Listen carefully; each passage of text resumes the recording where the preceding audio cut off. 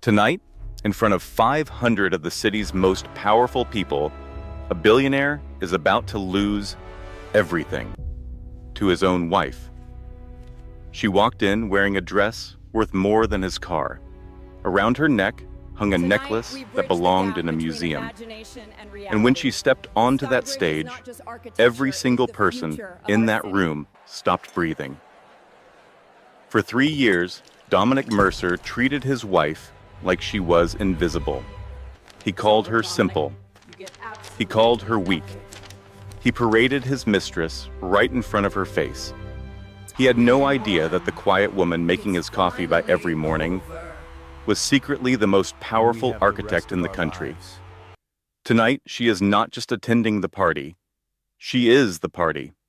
And by the end of this night, the man who thought he owned her will be begging on his knees, while she walks out the door with everything he ever had. This is the story of how a woman who was treated like a ghost became the queen of the city. If you have ever felt invisible, underestimated, or taken for granted by someone who should have loved you, this story will feel like justice. Stay until the end, because her revenge is not just satisfying, it is legendary. The silence in their penthouse apartment was heavy and suffocating. It was not a peaceful quiet, but the tense stillness right before something shatters into a million pieces. Fiona stood in front of a massive floor-to-ceiling mirror in the master bedroom. Her fingers shook just a little as she smoothed the strap of her navy blue dress. It was a conservative gown, beautiful but plain, exactly the kind of dress Dominic demanded she wear. "Do not be the center of attention," he had warned her that morning at breakfast, his gaze fixed on his tablet. "Your job is to support me, Fiona, not to cause a scene. Support him." That was the polite word he used to hide the truth, which was to disappear completely behind his shadow. The bedroom door swung open, and Dominic Mercer strode in. He filled the room with his presence, tall and broad, dressed in a custom tuxedo made by the best tailor in London.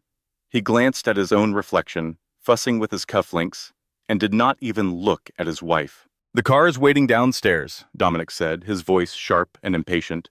"We are already 10 minutes late. Winston will be there, and I have to speak with him before the charity auction begins." Fiona turned around, desperate for just a small sign of approval. "How do I look, Dominic?" Dominic finally stopped and looked at her. His eyes were cold and critical, sizing her up like a financial report that did not quite balance. He did not offer a smile or any warmth. He just gave a quick, dismissive nod. "Fine," he said. "You look appropriate. Just stick to the rules, Fiona. Just smile, nod, and do not try to discuss business. These people are predators. They will tear someone like you apart." "Someone like me," Fiona repeated in a quiet voice. "And what kind of person is that, Dominic?" He let out a heavy sigh, like a man burdened with explaining something to a slow child, someone who does not grasp the complicated nature of my world, someone who gets to enjoy the lavish lifestyle I give you, but does not have to bear any of its burdens. Just do your best not to embarrass me tonight. Bianca is managing the public relations for this event, and I need it to go perfectly." Her name felt like a physical blow. Bianca was his public relations director, the woman who always stood a little too close to him in photographs for the press. She was the woman who always gave Fiona a look that was a mix of pity and contempt. "Oh, is she?" Fiona asked. Her voice was surprisingly firm, even though her chest felt tight. "I am sure she will be wearing something appropriate as well." A muscle in Dominic's jaw twitched. "Do not start this, Fiona. Not tonight. This agreement with the Consincade Group is worth $200 million. If I get this deal, the Mercer Empire will become a global force. Now get in the car." He spun around and walked out, leaving the door wide open. Fiona just watched him go. For 3 years, she had played the part he assigned her. She was the quiet orphan he had gallantly saved from a dead-end job at a failing bookstore. He adored telling that story, the billionaire prince who saved his Cinderella, but he never cared enough to find out the rest of her story. He never once asked about her life before the bookstore. He never asked about the notebooks she filled with designs late into the night. She looked at herself in the mirror again. The navy dress was timid and boring. It was the uniform for a background character. Fiona reached deep into her closet, behind the rows of bland beige and gray outfits he had approved for her. Her fingers found the cool, smooth silk of a garment bag she kept hidden. For a moment she paused. Tonight was the grand Obsidian Gala. Every important person in the city would be there. If she went off script, Dominic's anger would be immense. But then she heard his voice in her head again. Someone like you. Fiona's expression hardened. She unzipped the hidden garment bag. 10 minutes, she whispered into the silent room. He can wait 10 minutes. The drive in the limousine was filled with a cold, heavy tension. Dominic spent the entire 40-minute trip to the Ritz-Carlton, yelling into his phone, giving harsh orders to his assistants. Fiona sat across from him, her trench coat buttoned up to her neck, hiding the secret she wore underneath. As they pulled up, the flashing lights from the cameras were blinding. The photographers mobbed the entrance, drawn to Dominic like insects to a bright light. Dominic, look over here. Mr. Mercer, is the merger going to happen? Dominic instantly switched on his public persona, flashing a charming, confident smile that never reached his eyes. He got out of the car, straightened his jacket, and waved to the crowd. Then, almost like he had forgotten she was there, he turned and offered a hand to Fiona. She took it and stepped onto the red carpet. The noise from the crowd was a roaring wave. "Stay right behind me," Dominic hissed through his smiling teeth. "And do not take that coat off until we are inside at the coat check. It is cold out here." They made their way through the chaotic entrance and into the magnificent ballroom. The room was a glittering spectacle of diamonds, designer gowns, and cutthroat ambition.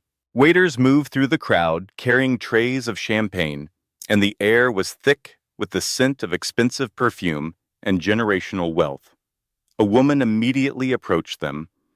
She was stunning, wearing a silver dress that seemed to be made of nothing but shimmering straps and bold cutouts. It was Bianca.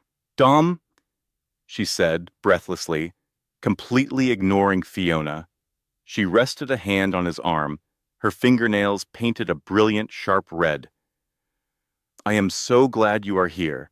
Winston is standing by the bar, and he looks like he is getting bored.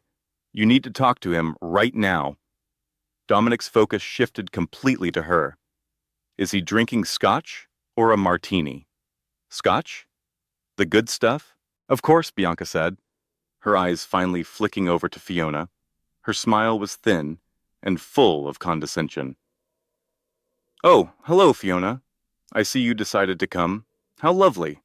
You should probably go get a drink and find a quiet table near the back. The important business conversations will be happening at the front tables." Fiona looked from Bianca to her husband. Dominic was already searching the room for his business target. "Go find us a table, Fiona," Dominic said, dismissing her with a wave of his hand. "I will join you when they serve dinner.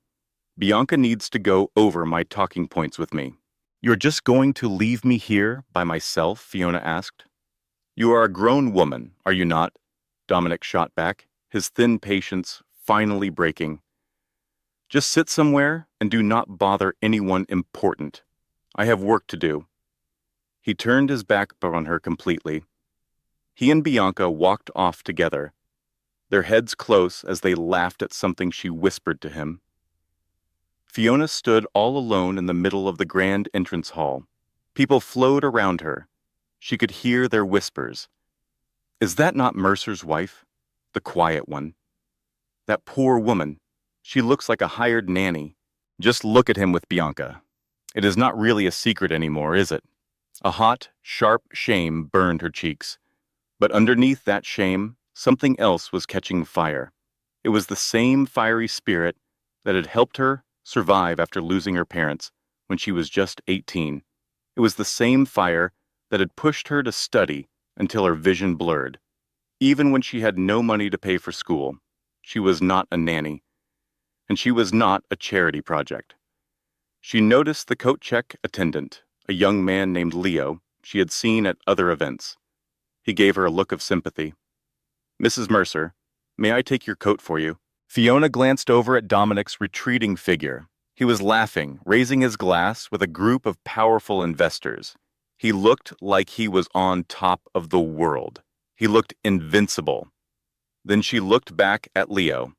A slow, dangerous smile spread across her face. "Yes, Leo," she said. "You can take it. You can burn it for all I care." She slowly undid the buttons on her trench coat. The heavy fabric slid from her shoulders and fell to the marble floor in a heap. The chatter in the area around her did not just quiet down. It completely vanished. Underneath the plain coat, Fiona was not wearing the boring navy dress. She was wearing a gown that looked like it was spun from pure liquid gold. It was a strapless masterpiece, fitting her body perfectly, the fabric shimmering as if it had a life of its own. It was daring. It was magnificent. And it was a design no one in that room could ever own, because it was a unique creation by Aora, the secret, anonymous designer that every star in Hollywood was desperate to hire. But the dress was not the only surprise. Around her neck was a necklace that made the crystal chandeliers seem dull in comparison. It was an incredible waterfall of sapphires and diamonds, a piece so famous and historic it should have been in a museum. Fiona lifted her head high. She no longer looked like a timid housewife. She looked like an empress who had just taken her rightful throne. "Leo," she said, her voice now clear and full of authority, "could you please tell me where the event organizer is? I believe I am scheduled to give the keynote speech." Leo's mouth fell open. You are the keynote speaker?" "The event program says the speaker is the architect," Fiona said, with a confident smile. "That would be me." She turned and started walking toward the main ballroom. The sound of her high heels clicking on the marble floor was like a steady, determined drumbeat. As she stepped into the center of the hall, heads began to turn, not one by one, but in a massive wave. The noise of the party faded away, replaced by a single, collective gasp. Dominic was standing near the bar, laughing at something Winston had just said. He noticed Winston's eyes go wide. He saw Winston's stare drift past his shoulder. "My God," Winston whispered. "Who is that woman?" Dominic scowled. He hated it when Winston got sidetracked. Probably just some actress trying to get noticed. Pay no attention to her, Winston. "Now, about this merger." "No, Dominic," Winston said, setting his glass down on the bar. "You need to look." Annoyed, Dominic turned around, and the air was stolen from his lungs. He blinked hard, certain his eyes were deceiving him. Moving through the heart of the room, parting the crowd like a ship through water, was a vision in gold. The woman moved with a stunning, powerful grace. She was brilliant, she was breathtaking, and she was his wife. Dominic Mercer felt a feeling he had never known in his life model years. A wave of pure panic crashed over him, starting deep in his chest and rising until it choked him. He watched the woman in the gold dress glide through the party, pausing as a waiter, who looked starstruck, offered her a glass of champagne. Her nails dug into the sleeve of his tuxedo as Bianca hissed, "Dominic, who is that woman? What is she wearing? You told me she was nothing special." "I have no idea," Dominic retorted, yanking his arm free. "Just wait here." He threw his carefully crafted composure to the wind and strode across the ballroom. He caught up to Fiona right before the mayor could reach her.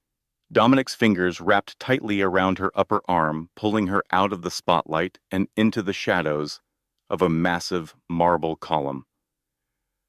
"What do you think you are doing?" Dominic whispered, his voice shaking with rage, his face just inches from hers. "Have you completely lost your mind? Get that dress off." Fiona glanced down at his hand gripping her arm, then met his furious gaze. Her expression was a perfect blank, showing none of the fear he expected to see. "Get it off?" she echoed, her tone light and tinged with amusement. "We are standing in the middle of a crowded ballroom, Dominic. Don't you think that would cause a bit of a scene?" "Stop playing these childish games," he snarled. "Where did you even find that dress? How did you pay for it? And that ridiculous necklace? It looks absurd. Everyone here knows I would never buy you something like that. You look like a child playing dress-up with cheap jewelry. You're embarrassing me." A soft, dark laugh escaped Fiona's lips, sending an unexpected chill down Dominic's back. "Am I embarrassing you?" she questioned. "Take a look around, Dominic." He paused for a moment, then cast a quick look over his shoulder. He was prepared for smirks and muffled laughter.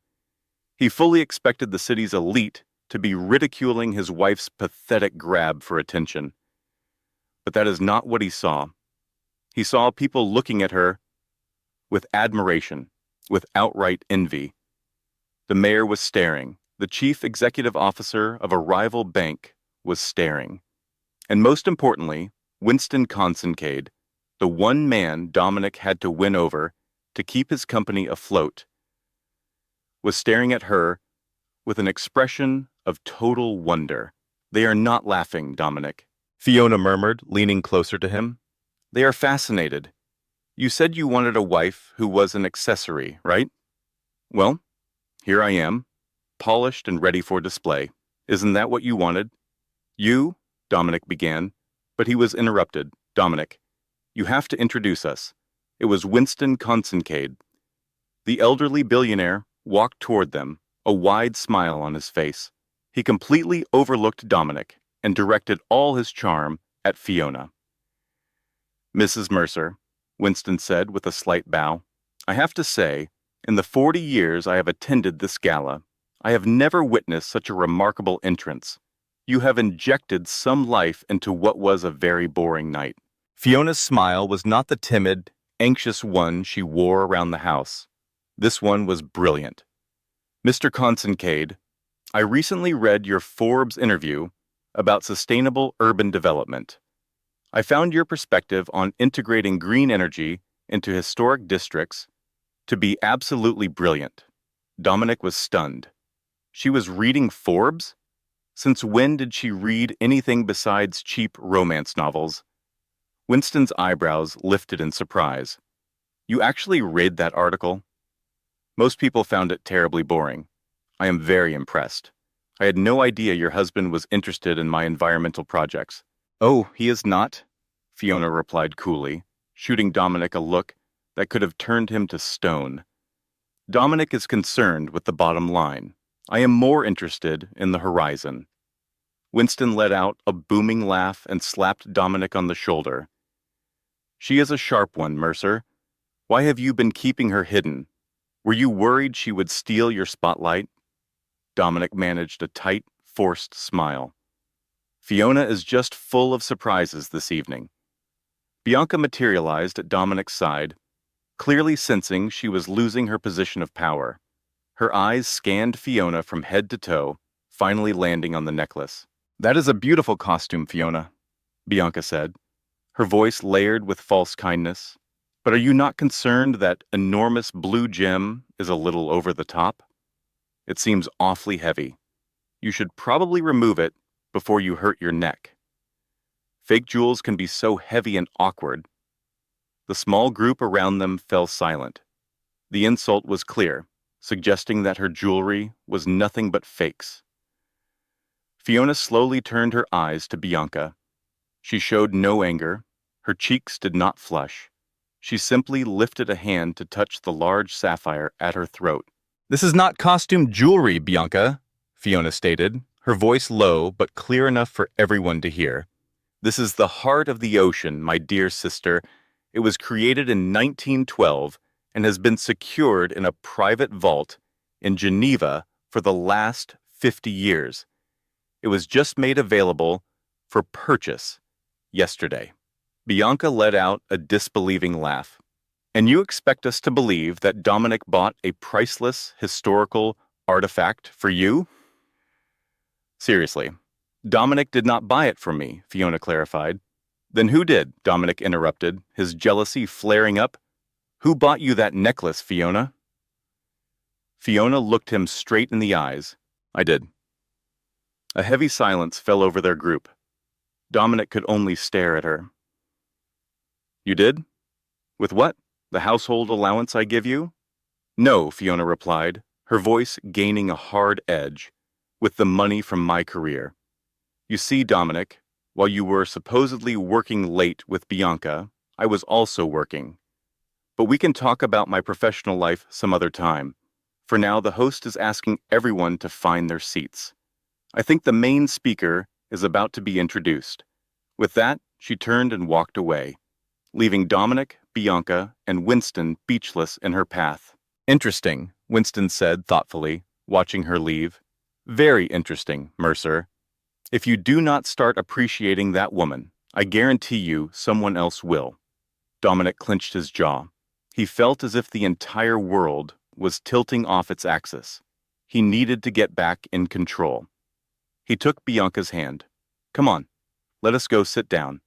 I plan to get to the bottom of all of this the moment we are home. The enormous ballroom was now dark, with bright spotlights shining on the main stage. Hundreds of people were seated at large, round tables covered in white tablecloths. Dominic was at the front table, reserved for the most important donors. Bianca was on his left, and to his right was an empty chair where Fiona was supposed to be. Where in the world did she go? Dominic grumbled, looking at his watch. By not being at our table, she is making a spectacle of herself. She probably ran off to the restroom to have a good cry, Bianca whispered, while taking a sip of wine. You were quite cruel to her. She likely finally understood that she is completely out of her element here. Up on the stage, the announcer tapped the microphone. Ladies and gentlemen, his voice echoed through the hall. Tonight is a night for big reveals.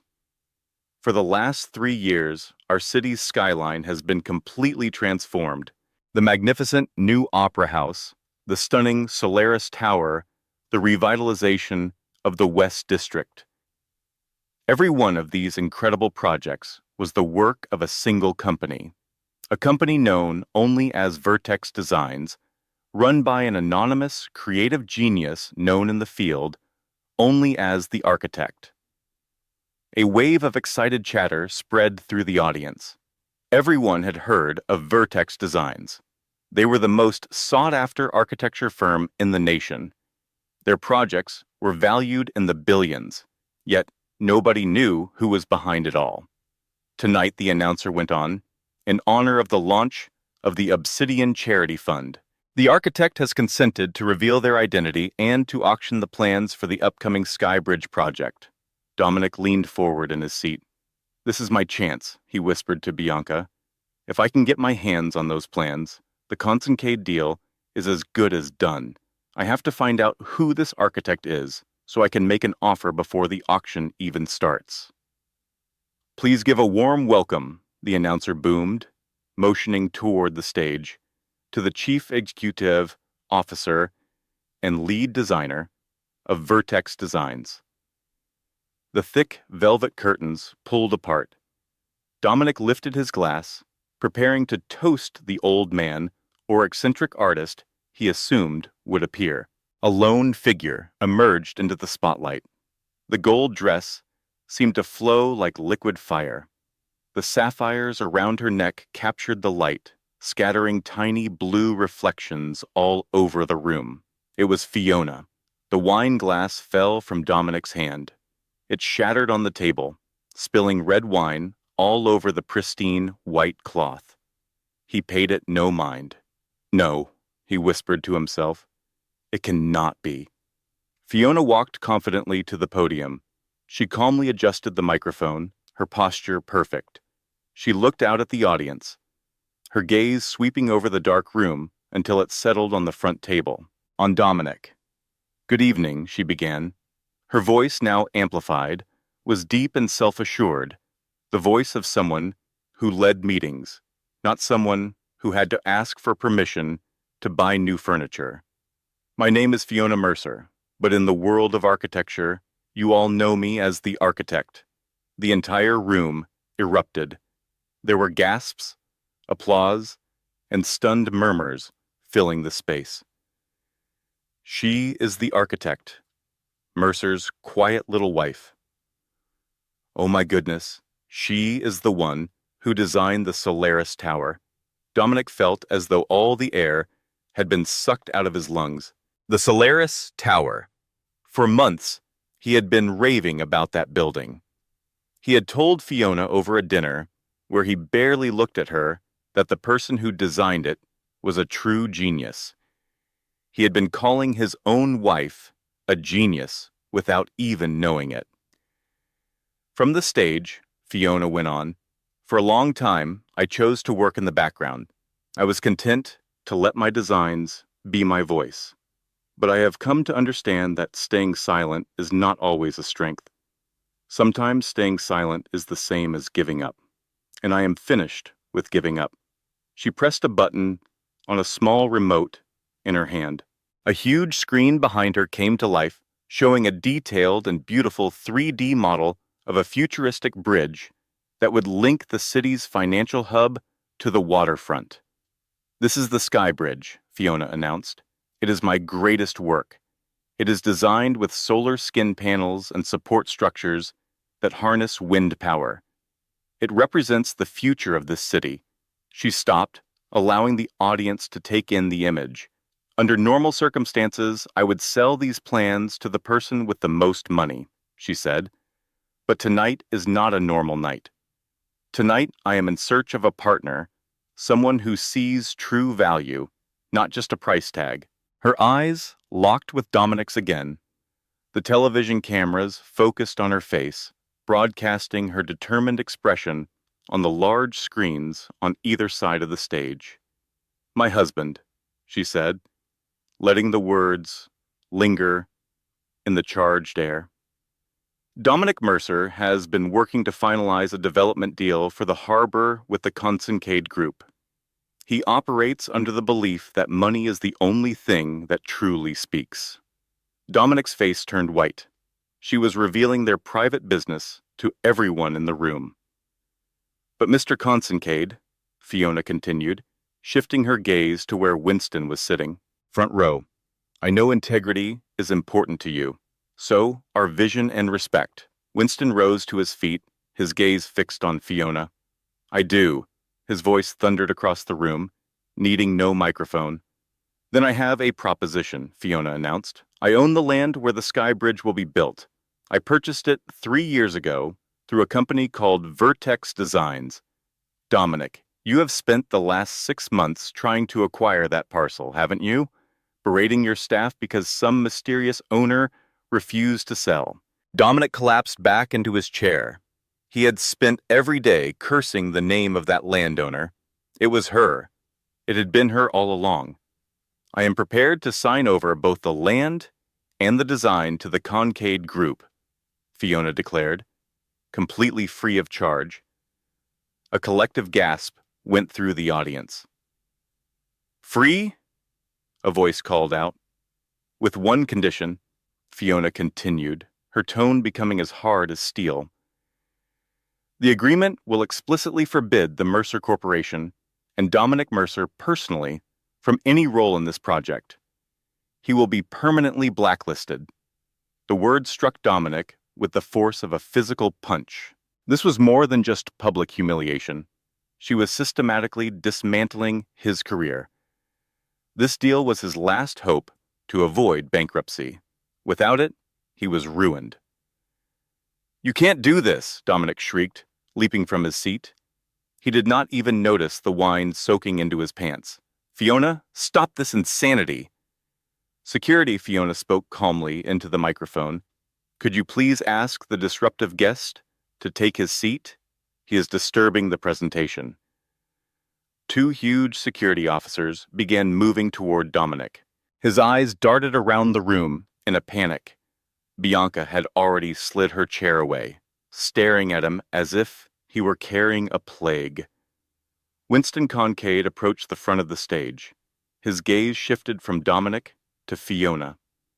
"Mrs. Mercer," Winston began, "or perhaps Ms. Architect, I should say. You have got a deal?" A smile spread across Fiona's face. "Thank you, Winston. Now, if you do not mind, I am going to enjoy this party. I think my husband has some bankruptcy forms to fill out."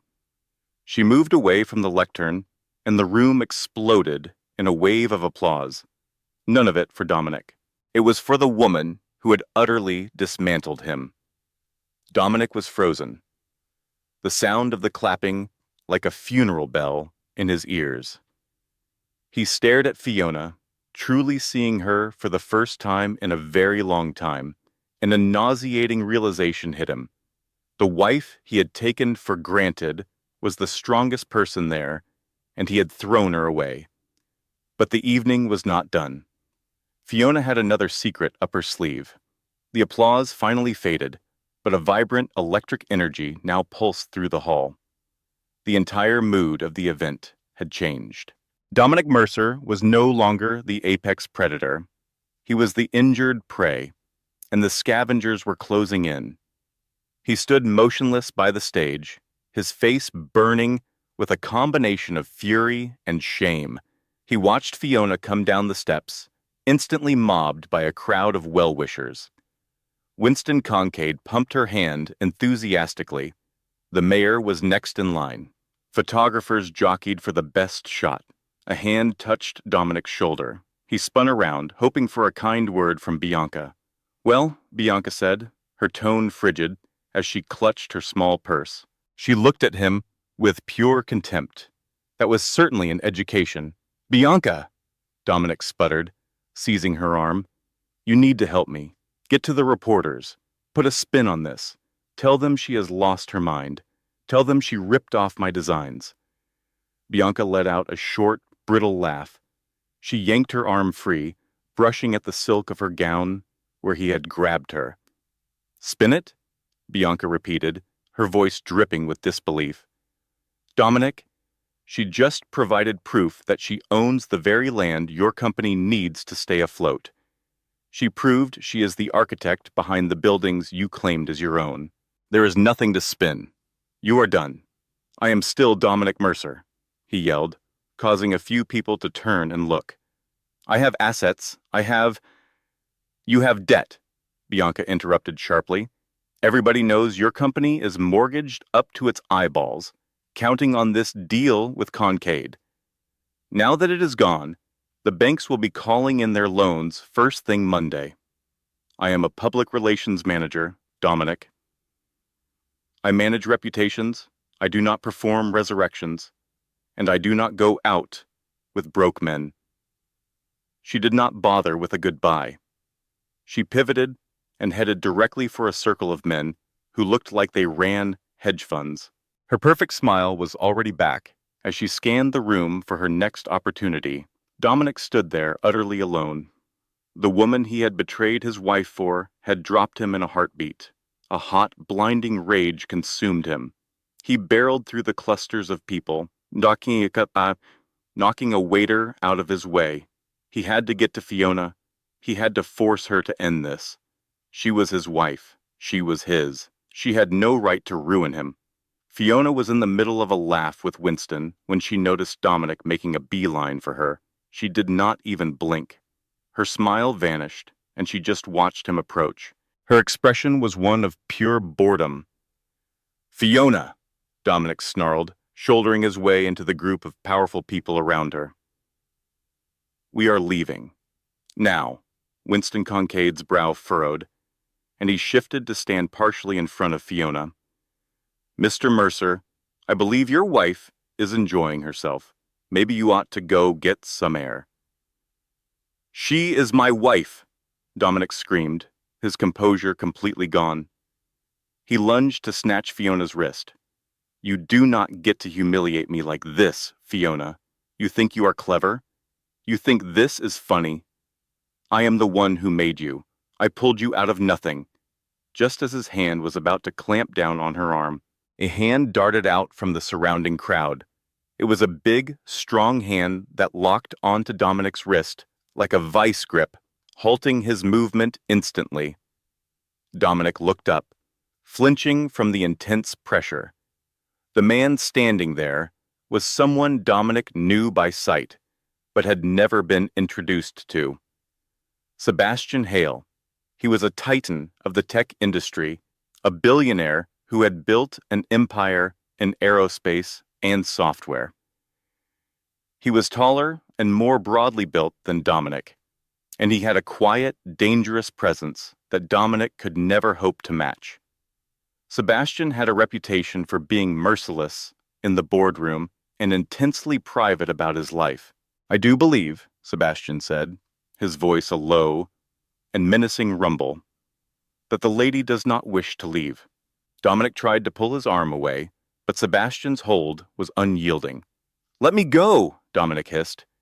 "This is between my wife and me. Stay out of it, Hale."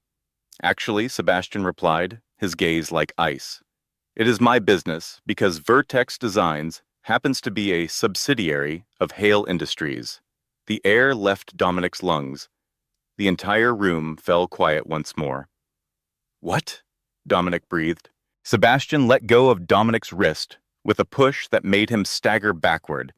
He then positioned himself next to Fiona, not shielding her like a bodyguard, but standing with her as an equal. He rested a hand on the small of her back, an intimate gesture that twisted Dominic's insides. "Fiona did not create Vertex by herself," Sebastian announced to the captivated crowd. "She required a silent partner to manage the legal side of things, to ensure her own husband could not take credit for her ideas. It was my privilege to be that partner." Sebastian glanced down at Fiona, and for the first time all evening, his stern expression melted into a truly warm smile. "You were magnificent tonight, Elle. The projection mapping was a brilliant touch." "Thanks, Seb," Fiona replied, smiling back at him with an ease that broke what was left of Dominic's heart. "I thought the blue really made the bridge pop." "Seb?" Dominic managed to say, his voice tight. "You know him?" Fiona's gaze returned to Dominic, her eyes turning to Flint. "Sebastian and I attended college together, Dominic, on full academic scholarships. While you were out wasting your father's money, we were hitting the books in the library until 3 in the morning. He has been my best friend for 10 years. "Best friend?" Dominic sneered, his finger shaking as he pointed it at them. "You have been sleeping with him, you hypocrite." Sebastian took a step forward, his hands balling into fists, but Fiona placed a hand on his chest, holding him back. "Cheating?" Fiona laughed. "Dominic, Sebastian has never laid a hand on me in an improper way. Unlike you and Bianca, or you and your secretary from last year, or the never-ending parade of women I have been aware of since the day we got married." "You knew?" Dominic's voice wavered. "I know everything, Dominic," Fiona said, her voice quiet but firm. "I know about the offshore accounts you thought were so secret. I know you took out loans using my name, which is illegal, by the way. And I know you were going to hand me divorce papers the minute the Concade deal was finalized, just so you could keep all the money for yourself." She reached inside her gold clutch and withdrew a folded piece of paper. "You wanted a divorce?" she asked, throwing the document down at his feet. "Happy anniversary, my love. I already signed them this morning." The papers hit the polished marble with a quiet smack. Dominic just stared at them. They were official. The crowd was now a sea of frantic whispers. This was more entertaining than any film. It was the complete takedown of an industry giant, happening right in front of them. "I can fix this," Dominic muttered, as the full weight of his predicament came crashing down. He looked pleadingly at Winston. Winston, please. We can still make a deal. I can give you a better price on the other properties. Winston just shook his head with a look of pity. Dominic, you do not have any properties left. What? Dominic blinked, confused. The bank was on the phone while you were making a scene, Winston explained, holding up his cell. Word gets around quickly. They have frozen all your assets while they investigate the fraud allegations Fiona brought up. As of right now, you own nothing. Dominic's legs felt like they were about to buckle. He staggered and grabbed the corner of a table to stay upright. Fiona, he begged, his voice breaking. He looked up at her, attempting to turn on the charm that had once won her over. Fiona, baby, please. We can work this out. I have been under a lot of pressure. The company, it is a lot to handle. But I love you. You know that. We can begin again. With your skills and my network, we would be invincible. Do not end our marriage over one fight. Fiona gazed down at him. Her eyes held no sympathy, just a deep weariness. I did love you, Dominic, she said. I truly did. When I met you in that little bookstore, I believed you were my knight in shining armor. I chose to overlook the warning signs.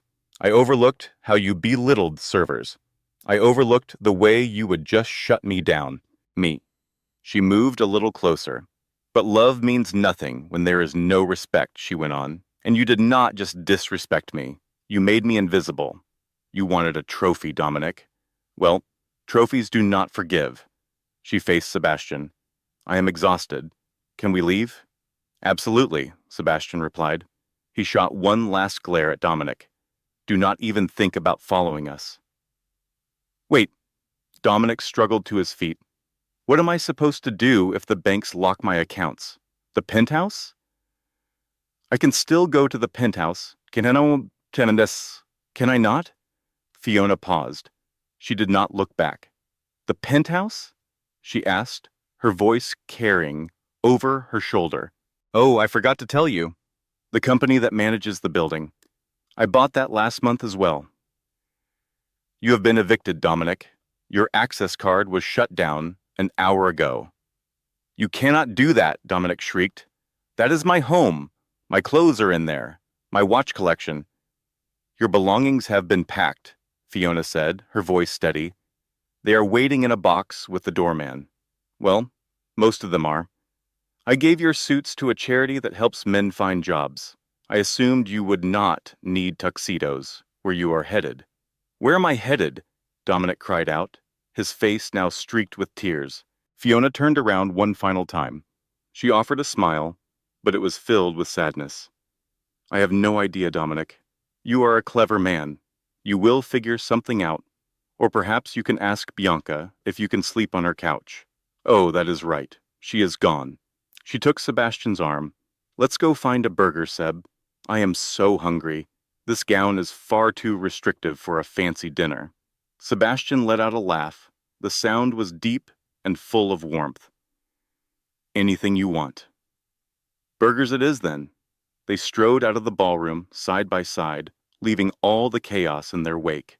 The cameras flashed relentlessly, burning the image of the golden architect and the tech titan into memory. Leaving the shattered billionaire behind in the wreckage, Dominic was left standing by himself in the middle of the room. The other guests had started to leave, made uncomfortable by the raw display of his breakdown. The staff began sweeping up the shards of glass from the wine he had dropped. A young waiter brushed the broken pieces near Dominic's expensive Italian loafers. Excuse me, sir, the waiter said with polite deference. You are in the middle of the mess. Dominic glanced down. He saw the divorce papers scattered on the floor. He looked toward the empty doorway where his wife had just walked out. He was not standing in the mess. He was the mess. He collapsed to his knees and buried his face in his hands. And for the very first time in his life, Dominic Mercer wept. Not because of a failed business deal, but because he finally understood that he had held a precious diamond in his hand and treated it like a common stone until he finally threw it away. 1 year later, the city of Vidya was completely transformed. What had once been a skyline, defined by harsh gray concrete and industrial smog, was now cut through by a marvel of modern design. A silver ribbon of steel and glass sliced through the sky, connecting the busy financial district with the old historic harbor in a way that seemed to defy gravity. The Sky Bridge. It was more than just a piece of infrastructure. It was a declaration. It was proof of a singular vision, of incredible resilience, and of the power that comes from stepping out from behind someone's shadow. It was the grand opening day, and the atmosphere was electric with excitement. The media was out in full force, a dense crowd of reporters and photographers all fighting for the best angle. Drones buzzed in the air above like mechanical birds, capturing incredible aerial views of the magnificent new structure. But for once, the cameras were not trying to find Dominic Mercer. They were not looking for the man who had once treated this entire city like it was his own private property. They were looking for Fiona. Fiona stood right at the center of the bridge, feeling the high-altitude wind blow her hair back, carrying the fresh scent of salt water from the ocean. She was wearing a white power suit, perfectly tailored and modern, a sharp change from the golden dress she wore a year ago, but it was every bit as powerful. The gold dress had been a symbol of her rebellion. The white suit was the uniform of a true leader.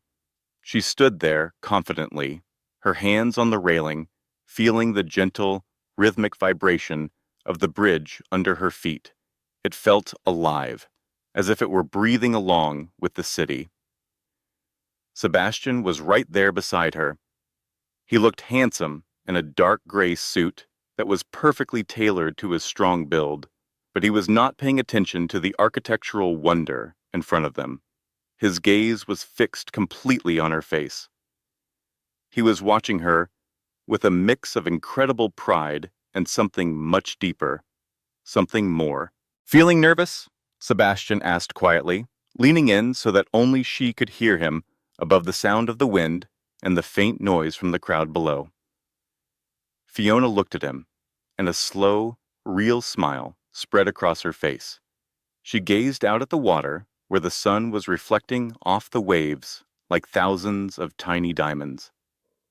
"No," she answered softly. "I designed this, Seb. I worked out every single stress point, every load-bearing element. I am certain it will hold." Sebastian grinned, and the corners of his eyes crinkled. "I was not talking about the bridge." Fiona laughed, a light and carefree sound that seemed to rise up and disappear into the sky. Life had been a complete whirlwind since that unforgettable night at the Obsidian Gala. Vertex Designs had become a massive success, turning into the most in-demand architecture firm in the entire country. She was no longer a secret or a ghostwriter for her husband's massive ego. She was not just the architect.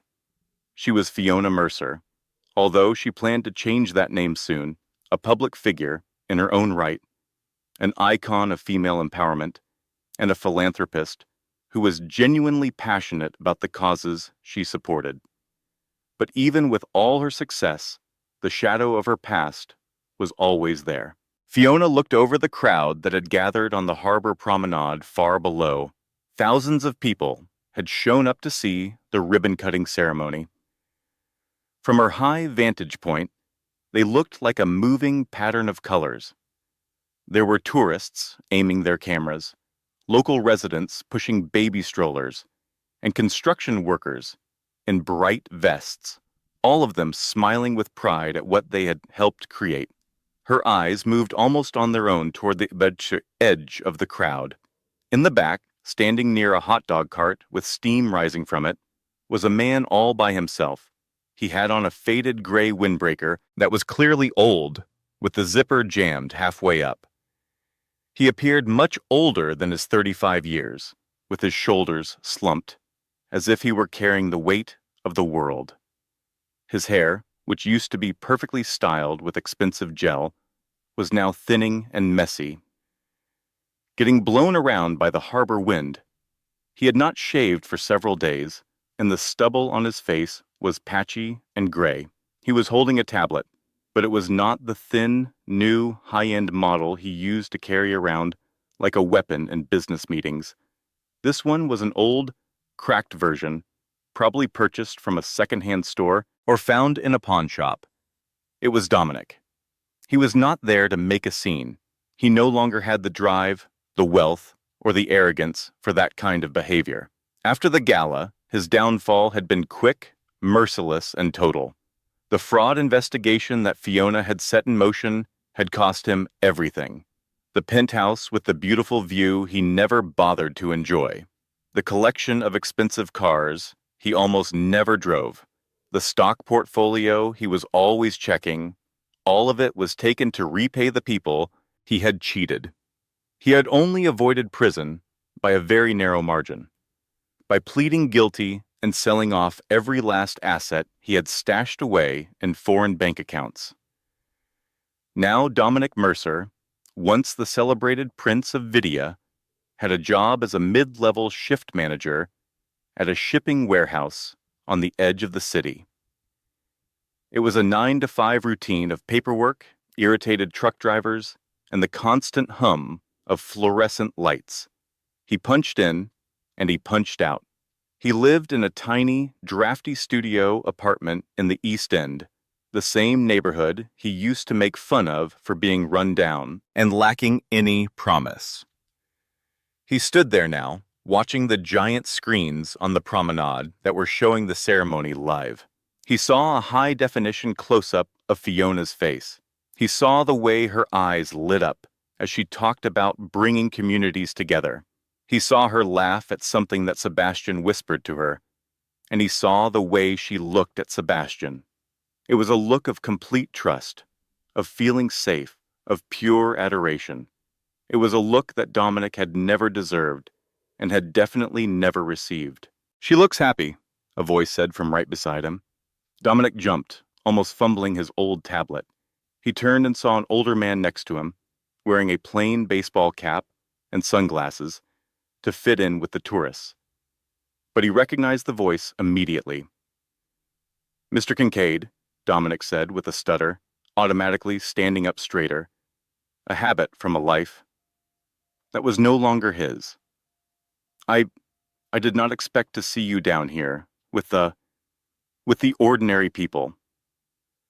Winston Kincaid pushed his sunglasses up, looking at the silver curve of the bridge against the bright blue sky. "The view is much better from down here," Winston said, his voice thoughtful. "From here, you can see the foundation. You can see the support pillars. You can see what is actually holding the whole thing up." He looked over at Dominic, his face impossible to read. "That is something you never took the time to notice, Dominic. You were always too focused on looking down from your penthouse." Dominic winced. That truth hurt more than the cold wind. He looked down at his worn-out shoes, made of cheap leather, that was pinching his feet. "I know," he said in a whisper. "You do not have to remind me, Winston." "I am not," Winston said gently, turning to look directly at him. "I am just relieved to see that you are still on your feet.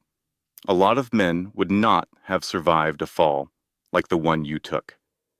It requires a special kind of strength to start over with nothing."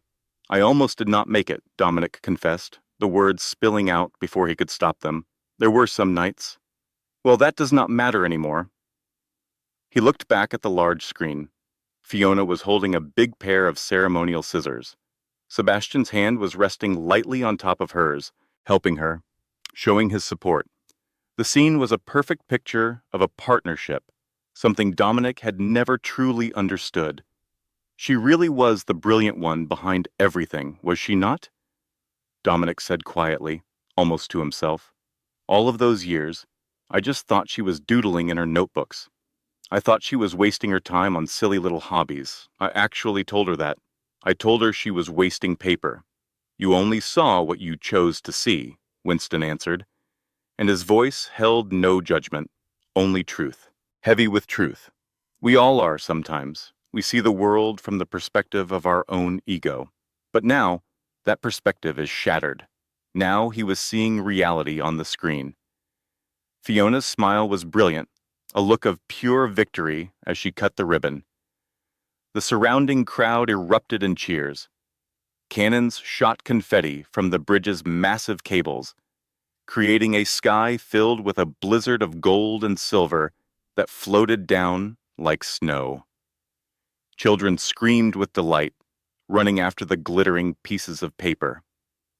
Dominic felt a tight, painful knot form in his throat.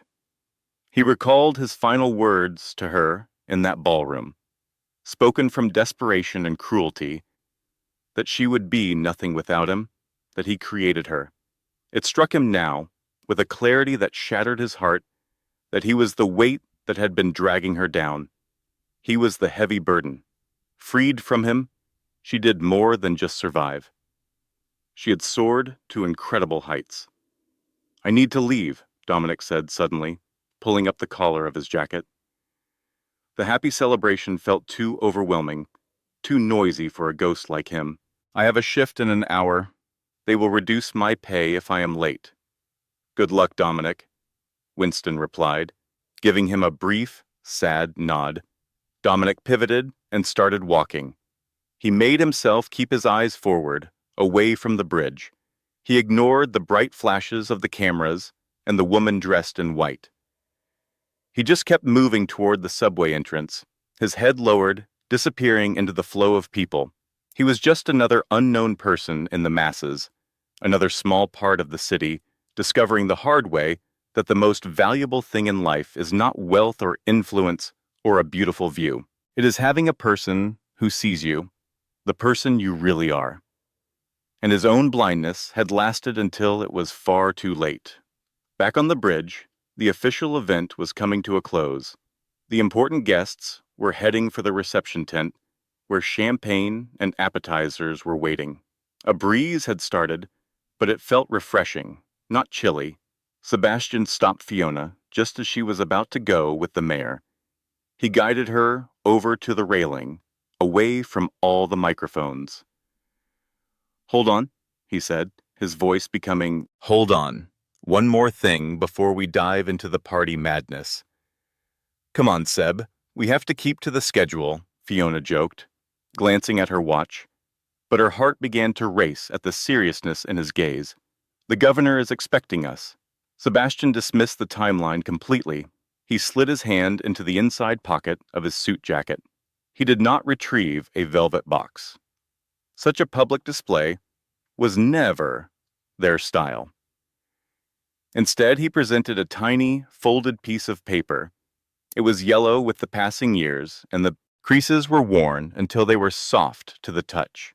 Fiona accepted it, her forehead wrinkling with curiosity. Her hands trembled slightly as she unfolded the delicate item. It was a napkin, a worthless brown paper one from their college cafeteria from 10 years ago. Drawn on it in faded blue ink was a crude, almost childlike sketch of two stick figures perched atop a suspension bridge. Written underneath the image in Sebastian's familiar messy script were the words, "One day you will build it, and I will be there to see it." Fiona felt all the air leave her body in a single gasp. The memory washed over her with incredible force. Long nights studying in the library, drinking cheap coffee, with Sebastian listening to her incredible dreams when nobody else would.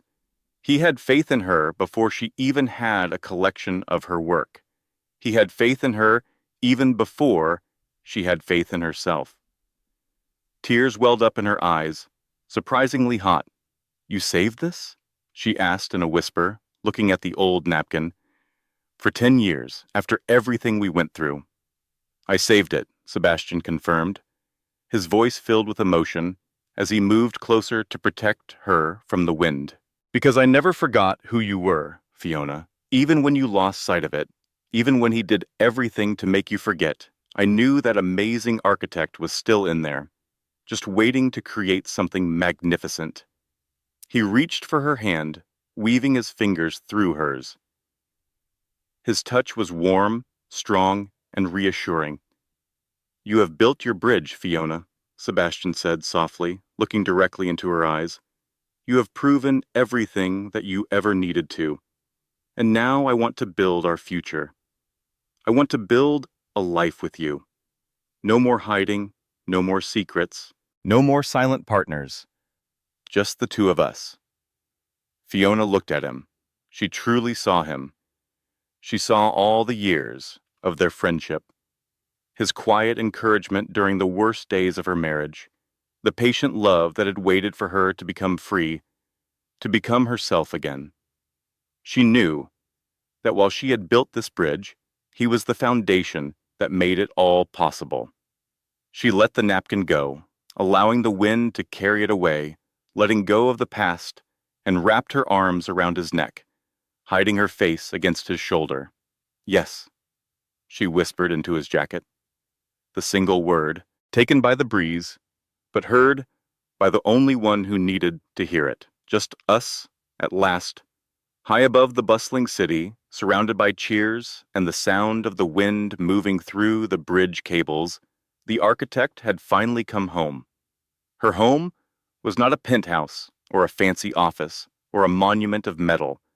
It was in the arms of the man who had loved her when she felt like she was invisible. And as the sun started its descent over the Vidia harbor, filling the sky with stunning shades of gold and purple, Fiona Mercer, who would soon be Fiona Hale, smiled. She had astonished everyone. She had brought a billionaire to his knees, but more importantly, she had discovered her true self. The statue he built to himself had turned to dust. The real woman had finally emerged. What an amazing story. From being ignored like a piece of furniture to being revealed as the genius behind the city's newest architectural marvel, Fiona's journey is the best example of why you should never judge the quiet people. Dominic learned a painful lesson that when you treat a diamond like it is ordinary glass, you will be the one who gets hurt when it finally breaks. So, I have to ask you, do you think Dominic should have gotten another chance, or did he get exactly what he deserved? And would you have gone for the devoted best friend, Sebastian, over the rich husband? Tell me what you think in the comments section below. If you love this story of payback, triumph, and real love, please go ahead and hit that like button.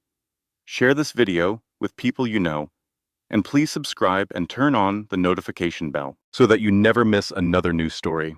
The lesson here is simple. Never mistake someone's silence for weakness. The quietest person in the room might just be the one holding all the cards. If this story gave you chills, hit that like button right now. Drop a comment telling me, would you have forgiven Dominic, or did he deserve every single thing he got? Share this with someone who needs to hear that their time is coming. And if you are not subscribed yet, join our family and turn on that notification bell so you never miss another story like this. This content was carefully researched, developed, and manually edited by our team to bring you meaningful stories and valuable life lessons.